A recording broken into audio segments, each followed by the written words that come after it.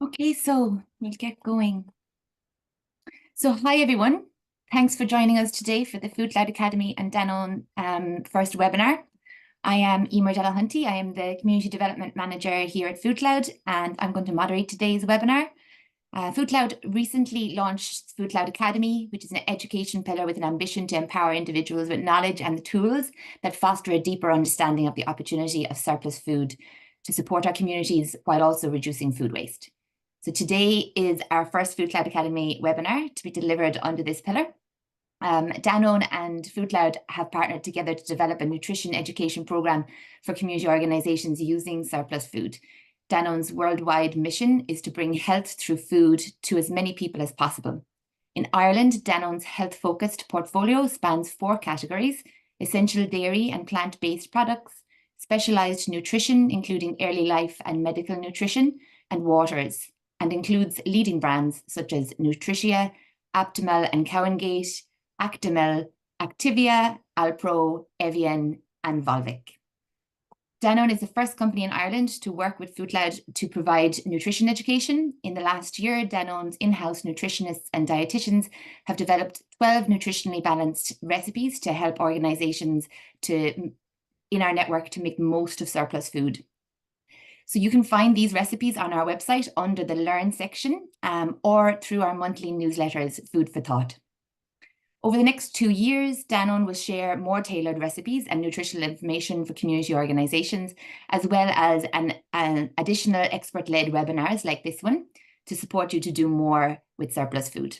This webinar on healthy aging and nutrition will go through the direct link between nutrition and the aging process, with tips on how to support healthy nutrition for older adults in your own services.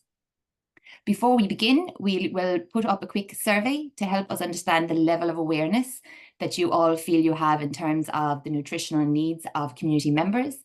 This survey will remain open throughout the event, so please complete it before the end if you can. Now, I'm going to hand you over to Orla Clancy. Orla is the Nutritia Care dietitian for Danone and will present on behalf of Danone's team of nutritionists and dietitians today. I'll hand over to you there, Orla.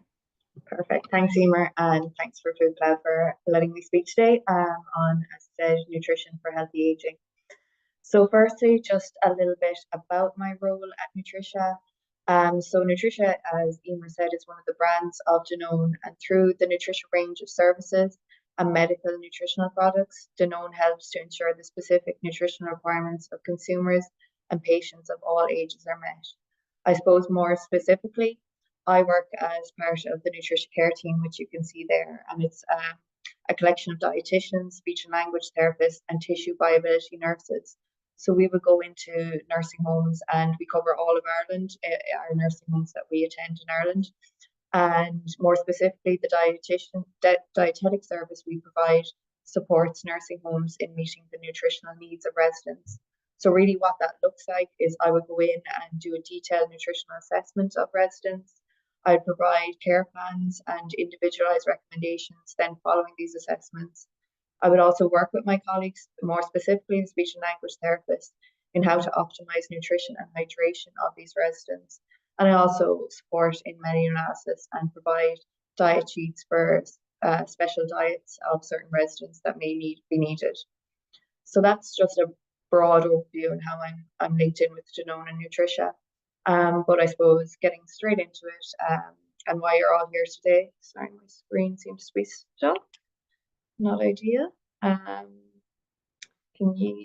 Is that still working for any? Oh, here we go. Yeah, it's just sorry. Yeah. So really, what is good nutrition? The talk will be outlining top tips for good nutrition, healthy aging, food pyramid, fluid, and malnutrition. I'm just a bit slow in moving.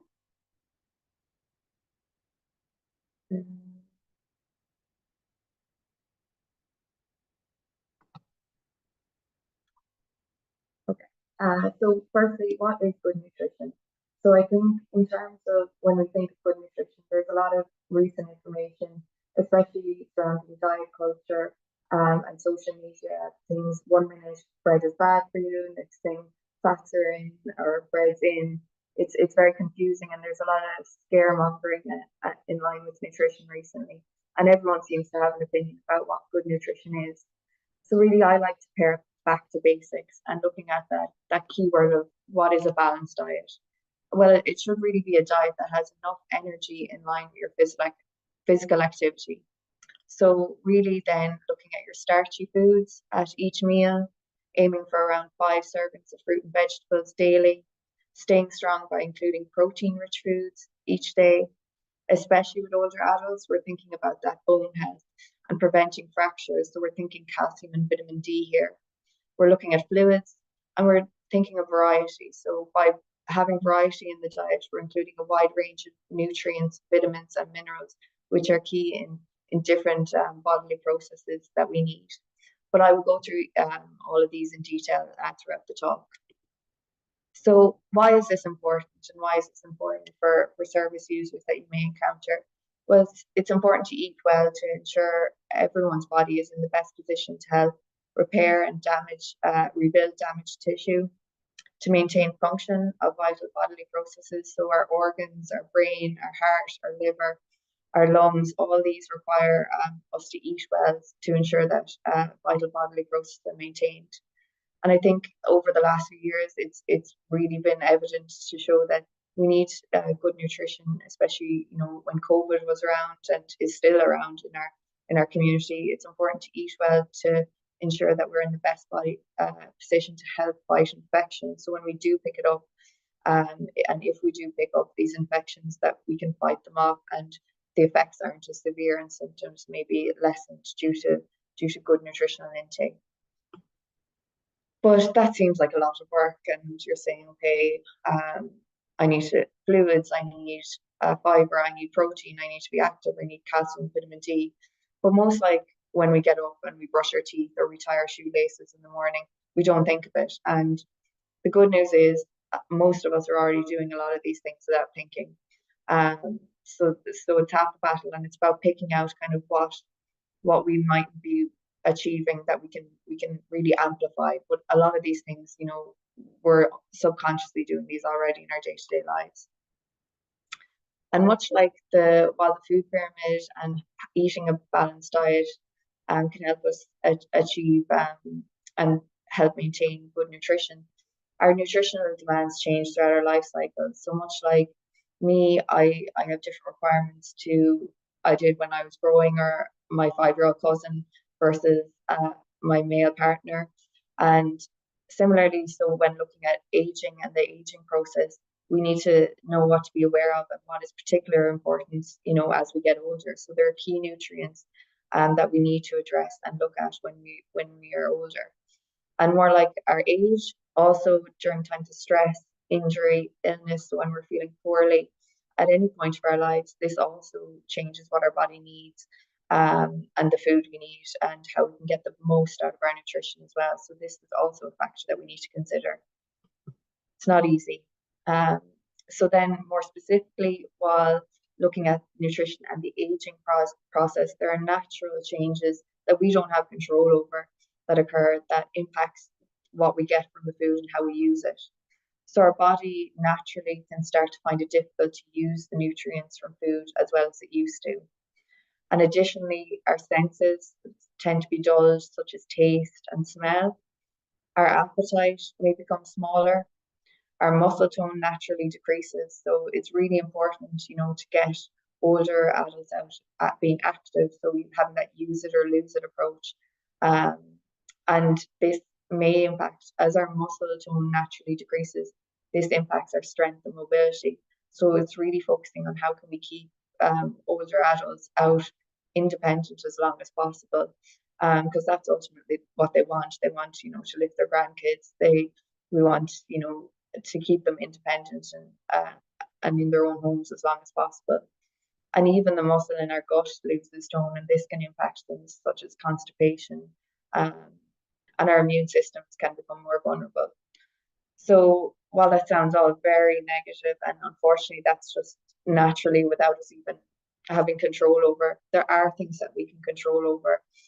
And I go back to kind of the really basic, and I show this and I kind of smile because I think this is a pillar in most people's childhood. The food pyramid's been around, for so long in different forms, and people are aware of it. But what it is, it changes throughout time, but it shows how um, basically what we should base our food off of, and how our diets, what we should have, the serving size of each food, and what we need more of in our diets, and is a nice guide to show, what we need to base our food off of, and to achieve a balanced diet when we talk of that buzzword. So we start up with the base of the food pyramid. And I say the base is really vegetables, salads, fruit, and that's really the base of the food pyramid, should be what we base our meals off of.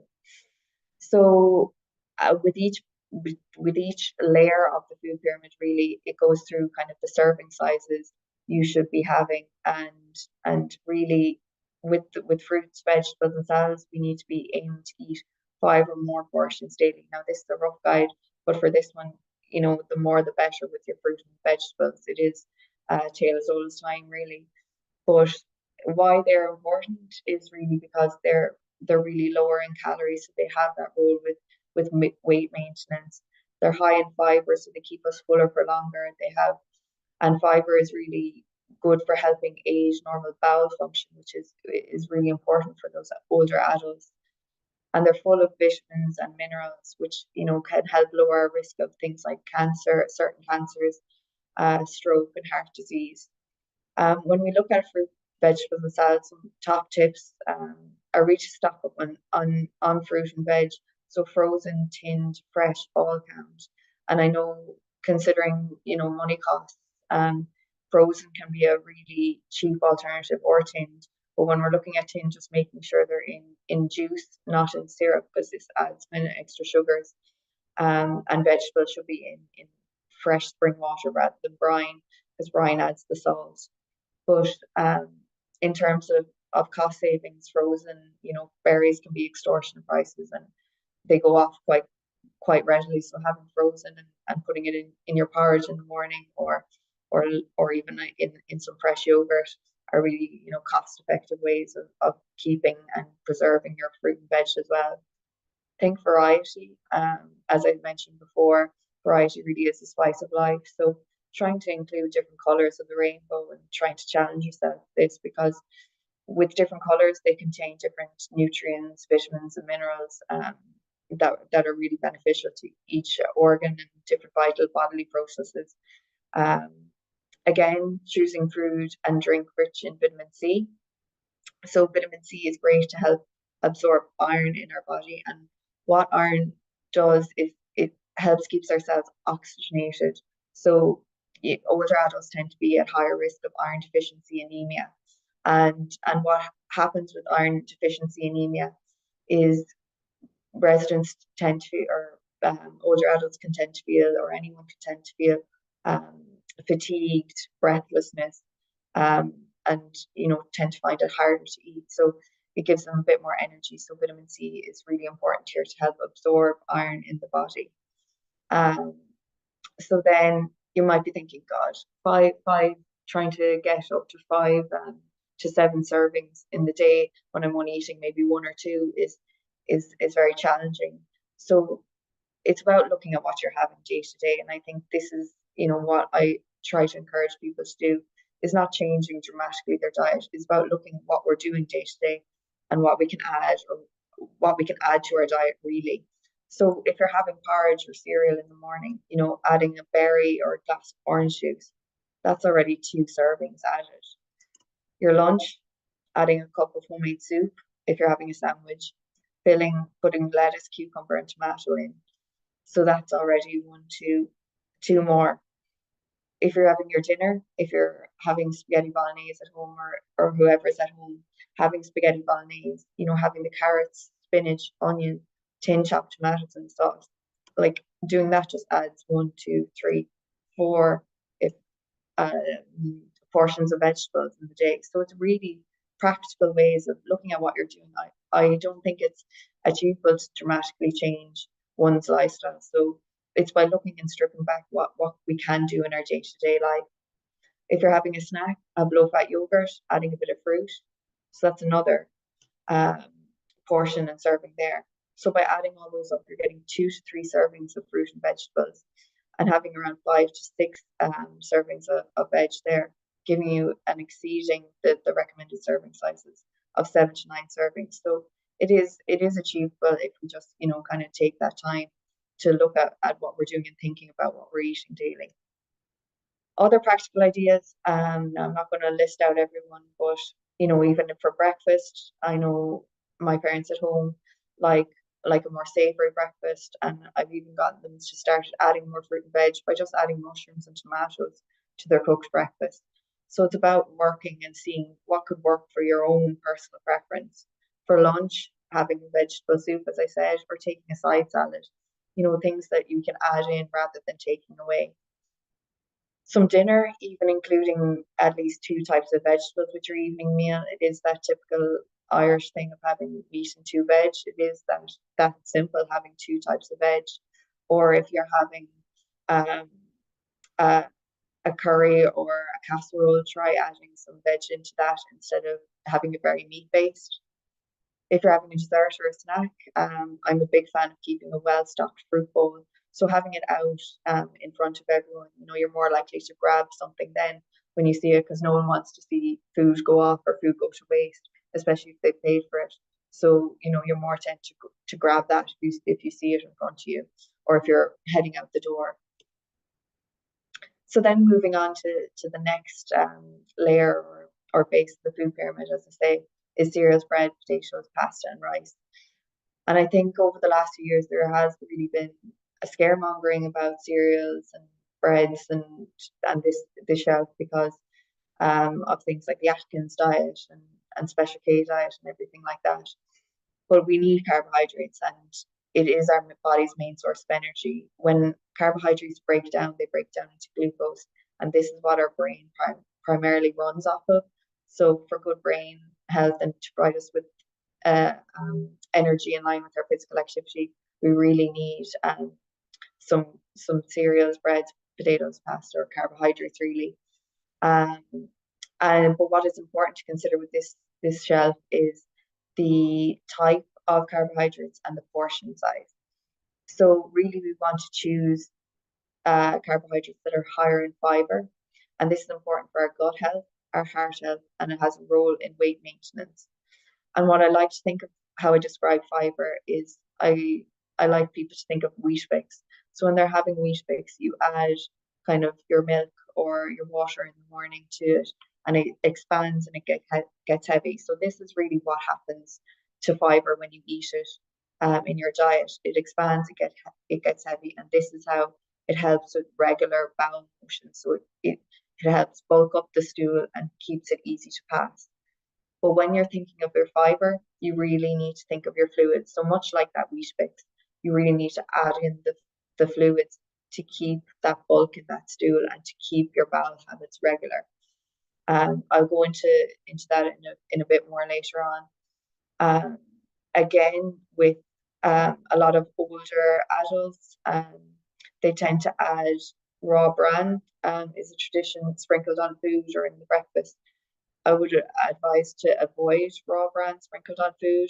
It actually impacts the absorption of iron and calcium, which, as I mentioned earlier, iron deficiency can lead to anemia, leading to people feeling fatigued. And calcium, we really want calcium for good bone health to minimize risk of fracture in older adults. But as well with this shelf, it's really a good way of starting every day with how we need to go on. So by having a high fiber breakfast, this really sets us up for the day. So having something like your Weet-Bix or your porridge or a whole grain cereal or a whole grain slice of bread is a really good opportunity to get that fiber into our diet. So the recommended dietary allowance of fiber is 25 grams. But 8 out of 10, it's been shown that 8 out of 10 people in Ireland don't achieve this recommendation. Just because it's simply by, we go about our daily routine, but we need to look at kind of incorporating those words of multigrain and whole grain cereals, and carbohydrates into our diet. So as well, I mentioned earlier being mindful of portion size of carbohydrates. So we really need to look at, a portion size of pasta, rice, potatoes. I think people are shocked to know that it's a fist of a woman's fist, and as well, a portion of carbohydrate. For bread, it's one pound. So it's really achievable. Just incorporating one serving at each meal, you're already achieving your 3 to 5 servings there. In terms of how to increase, I like to be practical in how to increase fiber in our diet. So looking at if you're having cornflakes, Rice Krispies in the morning, switching to maybe porridge, wheat bix, shredded wheat, switching that white wholemeal bread to more your whole grains and multigrains, as I said. If you're having mashed potato with no skin, adding on the skin, or having something like sweet potato with the skin on, or baby potatoes. So even I have switched to even making shepherd's pie and leaving the skin on and just mashing potatoes with the skin on, and really just simple tips and tricks that we can do daily just to increase that fiber to aid in heart health and gut health and keeping those bowels regular. Looking at white rice and white pasta, switching to maybe the whole wheat and brown basmati rice. So the next shelf then, milk, yogurt, and cheese. And this is one that's really important, for those older adults. And one that we would really need to look at. So why this is so important is it's a good source of protein, calcium, and vitamins. So in terms of protein, it maintains muscle mass. So by maintaining muscle mass, we're keeping more mobile, minimizing that risk of falls. For calcium, then it's for bone health. So even if a fall does happen, we're reducing that risk of fracture with those falls. We're also thinking of dental health here and maintaining good dentition. So when looking at this shelf, it's 3 to 4 servings. However, if you're finding, an older adult isn't achieving, or yourself aren't achieving those servings, a daily 500 milligram calcium supplement is generally recommended in older adults who consume less than one of these portions daily. So in terms of your milk, you're going for kind of looking really for the low fat or skimmed milk, have just the same nutrition in terms of they've equal amounts of calcium and protein. Why they're different is they've lower amounts of saturated fat. So they're equally as nutritious, they just have less fat. And to look for your fortified options. So by looking for your fortified options, what I mean is, added vitamin D. So vitamin D works alongside calcium in helping absorb calcium. So really absorbing the calcium and getting those benefits for the bone health. In terms of if for whatever reason and whatever personal preference, if someone or medical condition cannot take dairy and they're taking a plant-based drink instead, read the label and making sure that it's fortified with added calcium, because some own brands and supermarkets will not have added calcium, and then you're really not getting that benefit for your bone health. In terms of yogurt, go for low fat or natural yogurts with no added sugar. So this is all the benefits of the calcium and the protein, just the no added sugar. In terms of cream, looking for a single instead of double cream, and substituting for low fat natural yogurt when possible to get the most out of your nutrition. So I think a lot of people, when I recommend, they say, oh, cream with my dessert instead, or yogurt instead of my cream with my dessert. It takes time, but I have converted a few people. So it is possible. It's just about training your palate, and as I said, breaking that routine. In terms of cheese, choosing really less often than milk or yogurt, maximum twice a week, as this can be quite high in saturated fat. So it has that impact on heart health. It can raise blood pressure, it can raise cholesterol. And most people are shocked to hear that when I recommend cheese, a serving of cheese is your 2 thumbs put together. And I think people think of different things like they think of cheese boards or anything like that. And it's hard to get just two thumbs worth of cheese in a serving. But really simple tips such as grating instead of slicing really controls this portion size as well. As I mentioned there before, vitamin D helps absorb the calcium and gets that maximum impact for bone health.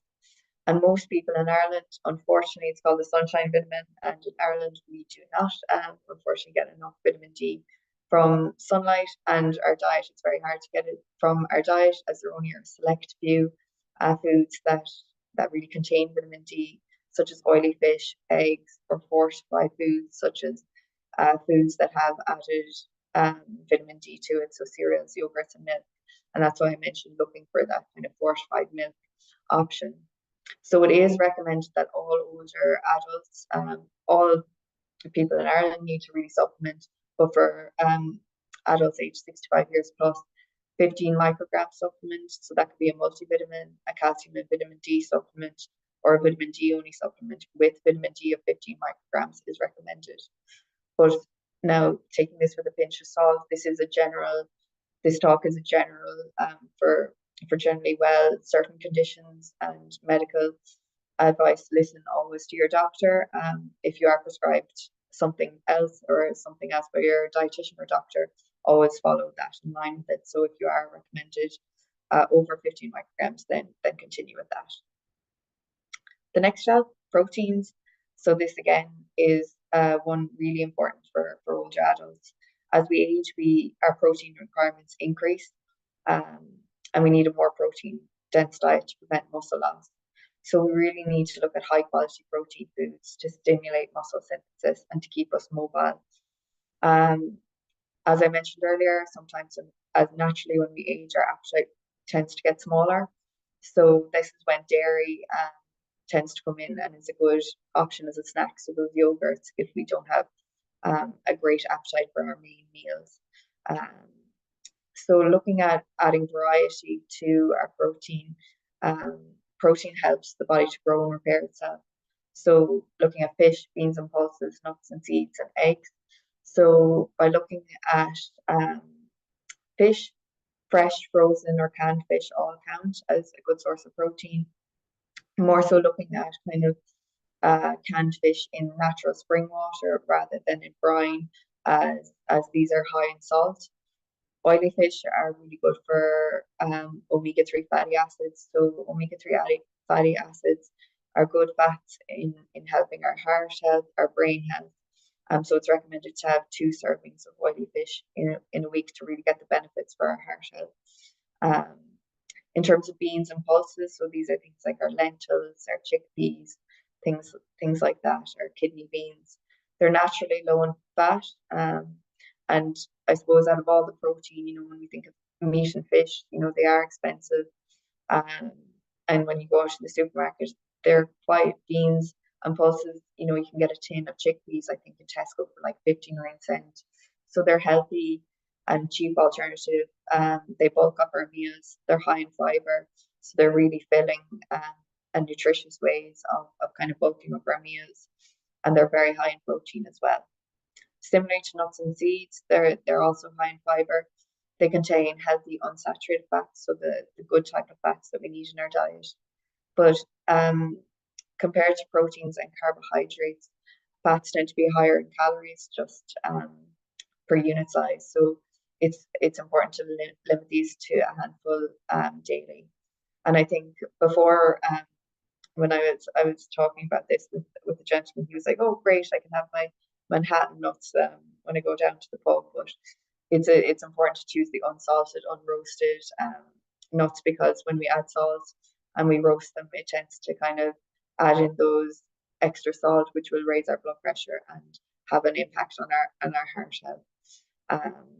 In terms of eggs, this is another kind of trend that was almost a scaremongering thing as well, looking at cholesterol in eggs. And there was a flag going around that increasing the cholesterol in the eggs would increase cholesterol, when it's actually saturated fat in our diet increases cholesterol more. So there's actually no limit into how much eggs we can eat. Now, I say that with a pinch of salt.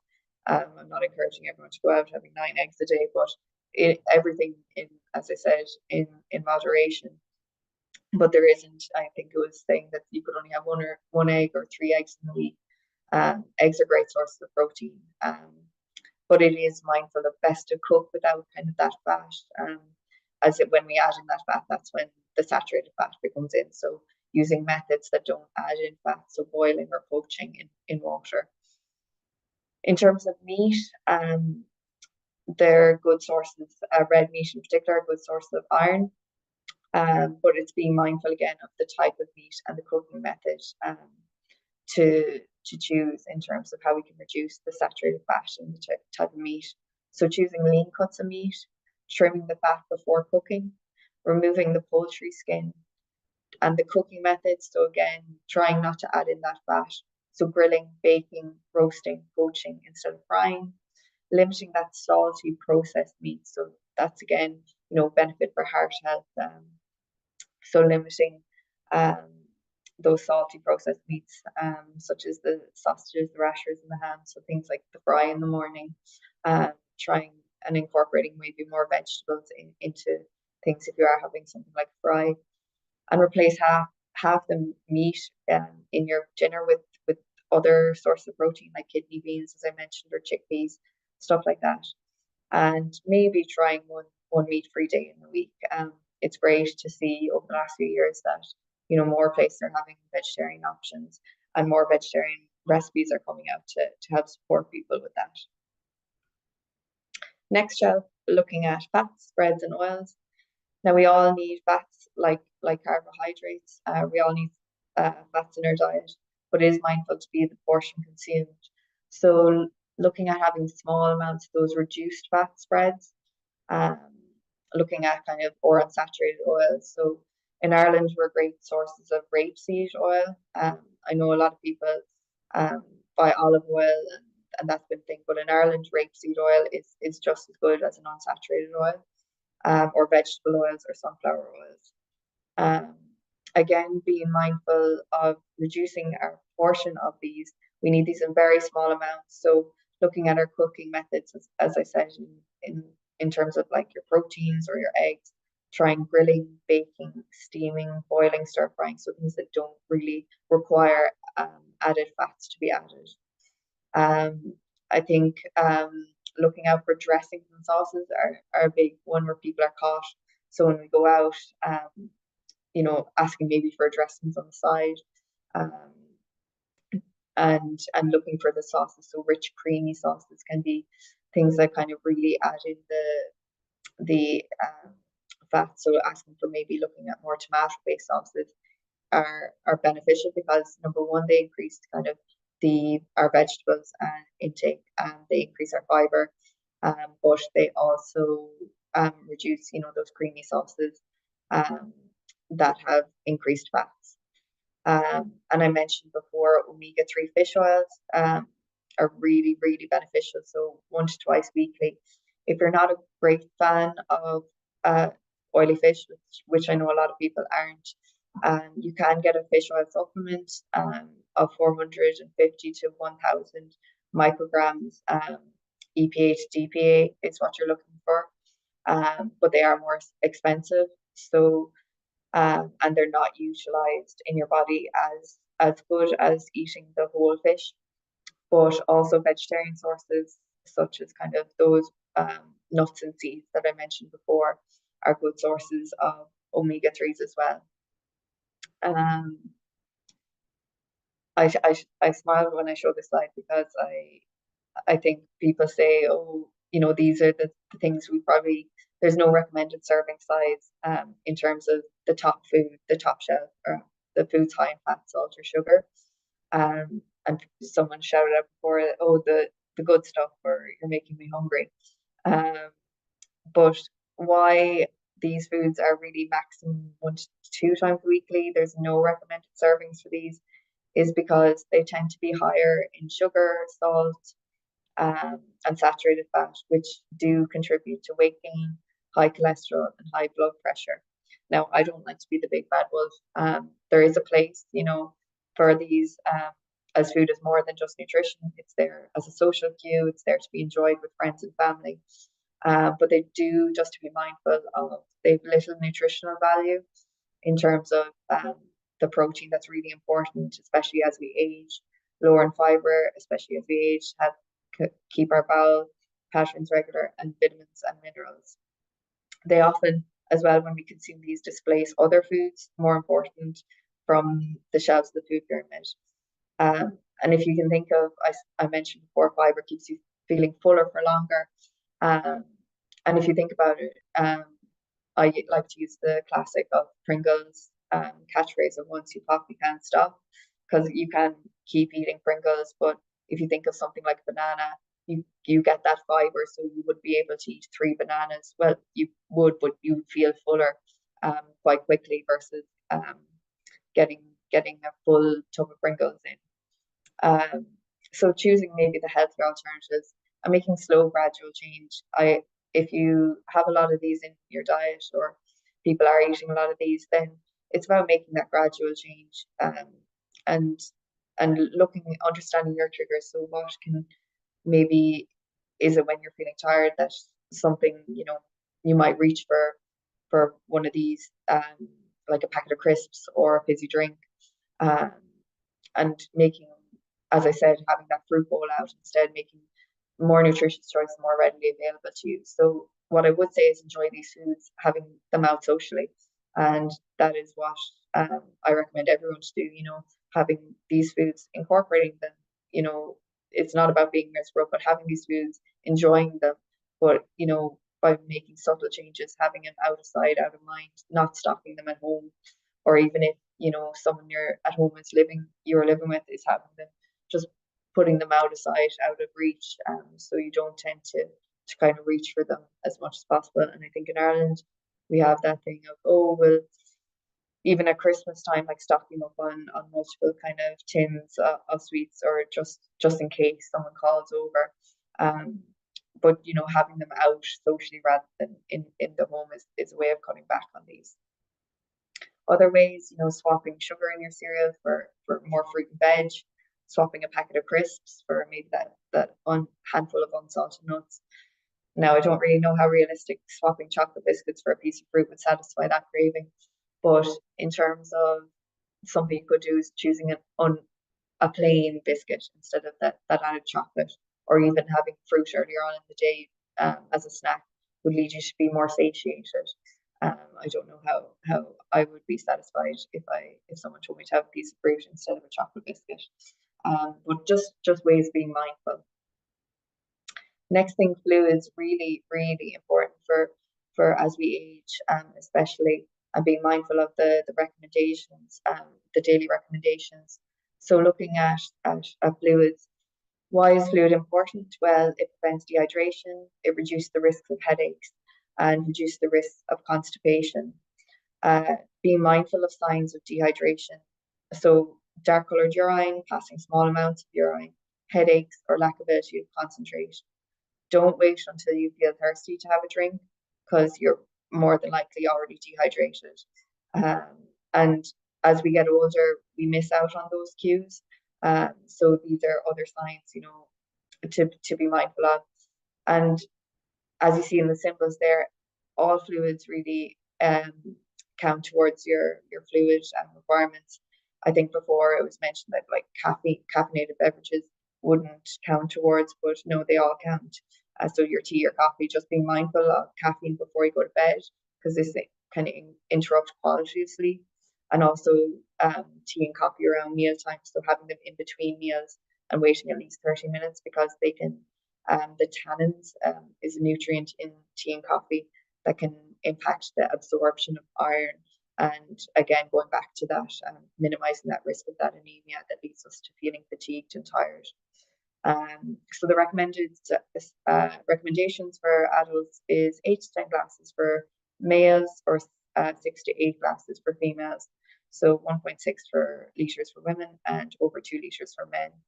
So really, you can say those recommendations, but what does that actually look like? You're really talking about having around 200 mils, really 8 times in the day. Now, we can have more than that, of course, in a sitting, but that's what a standard glass would be. So even just carrying like a small water bottle with you, or just with every meal having a glass of water, trying to really fill up maybe in between meals as well with your snacks, and having some sort of milky beverage before you go to bed. So yeah, to summarize, the fantastic five, if I get anyone to take away anything, is just to eat well. Number one, to keep a balanced diet, so we have those strong muscles and bones. To reduce the risk of falls, to keep adults living longer, independent lives. And that's really what we want. We want adults living in the community independently, um, as long as possible, because we do have an aging population. Protein, protein, protein. So eat enough high quality protein. Fiber and fluids. Again, fiber and having fluids to keep bowel patterns regular. Really important to get that 15 microgram vitamin D supplement, and to maintain your best weight and be active. So your best weight should be the weight you can maintain while leading a happy and healthy life, and aiming for around 10 to 15 minutes activity during the day, and some weight bearing exercises. So weight bearing can be anything from your own body weight, or lifting shopping bags, lifting cans, like lifting up grandkids' toys, or anything like that. Is all weights that we can lift. Finally, I just want to talk a little bit about malnutrition and the stigma around that word. A lot of people have an image, I suppose, even when I'm talking, you might have an image of malnutrition in your head, what that entails. But really, in Ireland, as I mentioned, we have an aging population, which is great. More people are living longer, and aging is a natural process. And as I mentioned earlier, it affects all bodily systems. As I mentioned before, we can be at risk of protein deficiency because our requirements as we age actually increase as we get older. So I always think it's funny when I see, athletes going around, and GA stars even with protein, and protein trends are really cotton on in terms of um, those kind of protein yogurts and everything like that. But they actually are really important, if not more so, for our older adult population as well as our general population, because our protein requirements are greater as we age, but our ability to use protein is less. So really, that is the perfect storm, because most adults don't tend to increase our protein because we aren't aware that our protein intake increases, and that our protein that we intake isn't readily available to us, and we don't eat enough protein. So and as well, the natural changes that I mentioned earlier occur as well. So our appetite becomes smaller, or we have the taste and smell changes. There may be a little interest in cooking. We might have been the primary person who cooked the meals in the home, and we also have difficulty maybe eating due to different dental issues as we age as well, or difficulty swallowing and chewing. I like to ask this now. I know you can't respond, but in terms of how many people do you think are estimated that might be at risk of malnutrition in Ireland? Even just answering it now in your own head. But it's 140,000 to 150,000. That's a staggering amount of people. And these people aren't aware of it. And you may think, okay, these people are probably in nursing homes or in hospital. 95% of these people are in the community, and that's a scary number. So I mentioned there's a stigma around the word malnutrition, and I really want to break that stigma. Malnutrition is defined as a condition that occurs when a person's diet does not contain enough nutrients to meet the demands of their body. So that really that can be undernutrition, in the terms of nutrient deficiency, or overnutrition in terms of the wrong balance, and excessive nutrients in the wrong balance.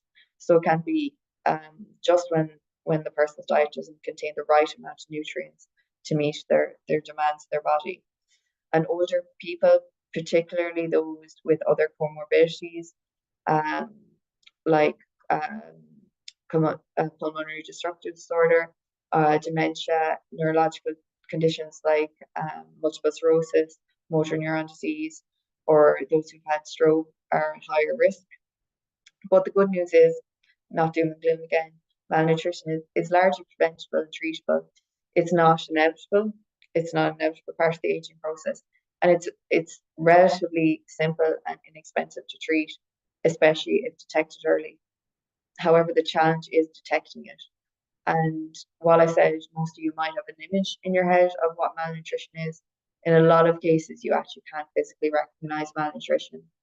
So when you look at these images, any of these can be at risk of malnutrition, any of these images. So while you may think some are more evident to be at risk of malnutrition, this is why it's a challenge to recognize. But once we do recognize it, it's very simple, and we have processes in place that we can treat it quite effectively.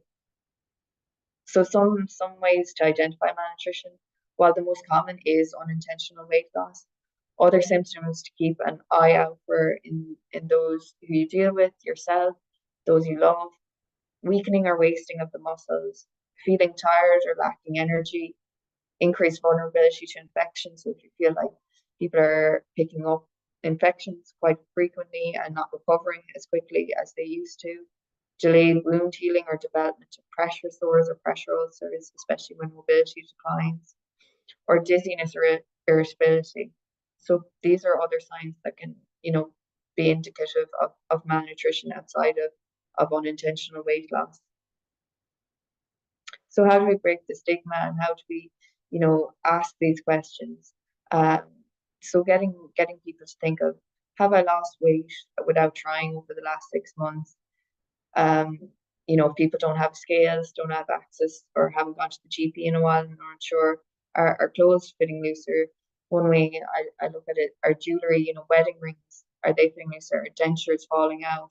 These are signs to keep an eye out. Is someone less interested in food, kind of becoming a bit, pushing the food away, saying, oh, I had enough? Am I feeling full after small amounts versus normal? And do I feel more fatigued, tired recently? Now, these happen naturally as we age, but I suppose looking kind of if these happen suddenly over the last while, these may be indicative of being at risk of malnutrition.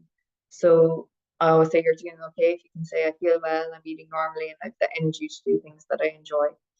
And take action if you say, if you've answered maybe no to some of these, like I'm not finishing the meals, my clothes are fitting looser, I have maybe lost a bit of weight. And if you do notice these signs, reach out to your doctor, a nurse that you're linked in with, or a dietitian, or someone you love, and they'll point you out into to the right direction. So I feel like that was a bit of a whirlwind, and I know there was a lot of information there, but this is being recorded, so you can go back over this. And yeah, now I am happy to answer any questions if anyone has any. Well, thanks, Orla. So if anybody has any questions, you want to pop them into the chat there. So thanks to Orla. It was a really interesting webinar, Orla. Thank you. It's great to take such a deep dive into the nutritional value of food and some of the great tips on making small changes to our choices that provide extra benefit. My favorite one of those is always leave the skins on veg. So Yeah. see that in there. So we know ourselves in FoodCloud that many services for older people really value getting sweet things like dessert items, because older people tend to have a sweet tooth and enjoy those treats. So tips like swapping out the yogurt, the cream for the yogurt, and using canned fruit that's in its own juices rather than in sugar were really valuable. So thank you for those.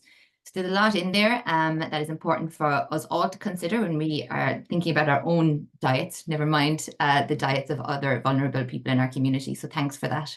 Yeah. So I'll just see if there's any questions from today's in today's chat. So we do have one question there around collagen. So is taking collagen beneficial for older adults? And if so, how? Yeah, so collagen is a relatively new area that's come out recently in terms of even in athletes, it's come around to being like recovery and muscle maintenance. There's not enough evidence of concrete of high quality to suggest that um, there's any added benefit. There is some more recent evidence to suggest that yes, it might be useful in terms of increasing absorption of vitamin D and protein.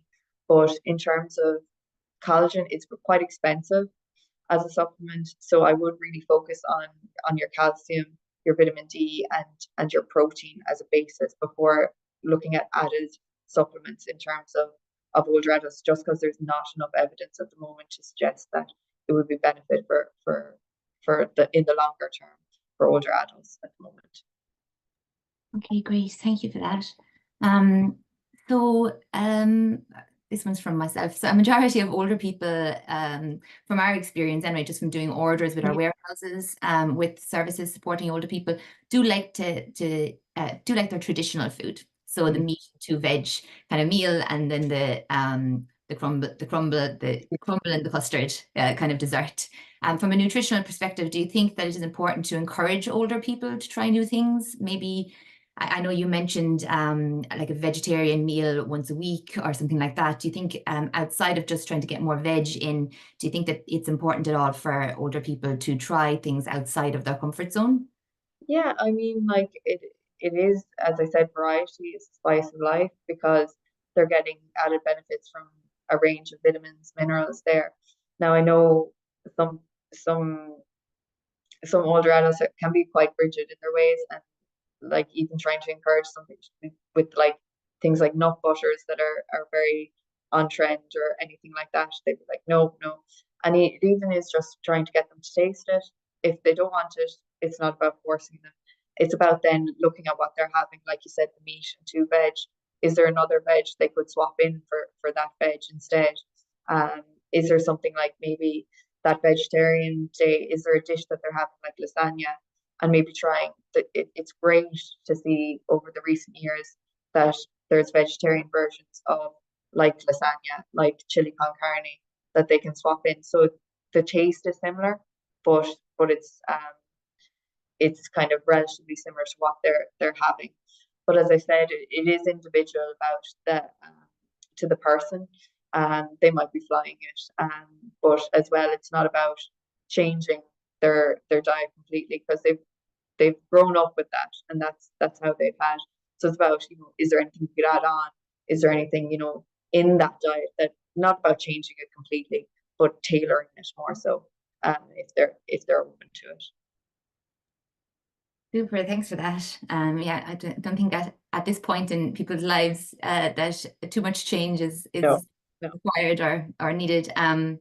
Another thing that came to my mind as you were speaking about water was, well, if anybody, not to speak badly of my own parents, but if anybody's like my family, getting some adults, older adults to drink water, like glasses of water, it can be quite, especially cold glasses of water, can be quite challenging. And sometimes, for physical reasons, maybe not kind of their preference to drink a lot of water. Do you have any tips around kind of sneaking water in as a part of their kind of daily nutritional intake, whereby it's not just like drinking a glass of water? Yeah, yeah. So I completely relate to that because my dad is the worst to take water. We've tried giving him a bottle, buying a nice bottle for him, but even adding things like some people prefer like cordials or juices, things that make it a bit sweeter, um, that they can sip on throughout the day. Tea, coffee, herbal teas are great even if they're having medication, just even giving something with the medication to help them swallow it. Simple tips like that. And it's not about having one big bottle, even just having a glass, putting a glass down with every meal. It's about really habit forming more than anything. Just ensuring that it's ready after. But like I think like juices, smoothies, milks are more maybe palatable, or if they have a preference for coffee or tea, I think we grew up in an Ireland that is very much tea drinkers, or tea with a snack or a biscuit or something like that. So having, and I know I said reducing those, but there is a place for tea and a biscuit always. So having that's a great way of increasing fluids as well. Brilliant. Yeah, I think a lot of people would be happy to hear that it doesn't get in the way of tea, and actually that we can be happy to take a couple of cups of tea a day. Yeah. So just, I suppose there was some questions around, would we be able to make a copy of the presentation available afterwards? So yeah, as long as Danone are happy, we'll share those slides with you afterwards, but we'll also upload this webinar recording onto our YouTube channel. So you should be able to get that there, and we'll circulate it to you as well. So I tell you, so what we'll do now is I'll just close out. I suppose thanks very much, Orla. Thanks so much for going through all of that with us Thank today you. and answering our questions. We really appreciate your time and your expertise. And thank Thank you you so all much. who has attended today for joining us at our first webinar. So I'd like to thank Danone and Orla for sharing their expertise with us today. By partnering with FoodCloud on a series of webinars and a bank of nutritional recipes, Danone has created a unique opportunity to connect their nutritional and dietary expertise with you, our community partners, hopefully helping the wider community and delivering meaningful impact through their expertise. So thank you, Danone, and thank you all for attending today. And hopefully we will see you again very soon at one of our next webinars.